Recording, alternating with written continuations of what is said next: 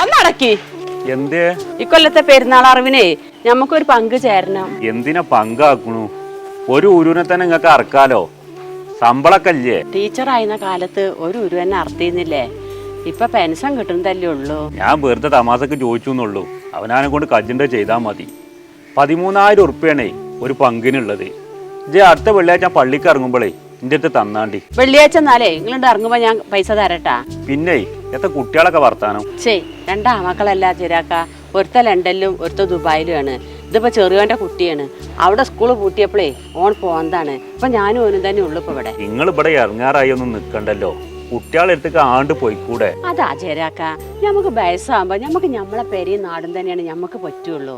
നമുക്കിപ്പോ അവിടെ ഒന്നും പോയി നിക്കാൻ പറ്റൂല. ഓലെ പ്രായമല്ലല്ലോ പിച്ച്. ഓലൊക്കെ വരുമ്പോത്തിന് പേരൊക്കെ നന്നാക്കാണ്. അതിന്റെ അടിയിലേ ഇപ്പൊ ഒന്നാണ്ട് പോയിന്നീലെ കുട്ടികളെ അടുത്തേക്ക്. പോയിന്നു. വലിയ മരുവോള് പെറ്റപ്പളേ ഓളെ കുട്ടീനെ കാണാനൊന്ന് പോയിന്ന് ഞാൻ. ഓലിഞ്ഞ് വരണമെങ്കിൽ 4-5 കൊല്ലം കഴിച്ചു. അപ്പൊ ഒന്നാണ് പോയി. എന്നാലേ ഞാൻ പറഞ്ഞാലേ നിങ്ങൾ വെള്ളിയാഴ്ചക്ക് എടുത്തേച്ചാണ്ടി പോട്ടെ.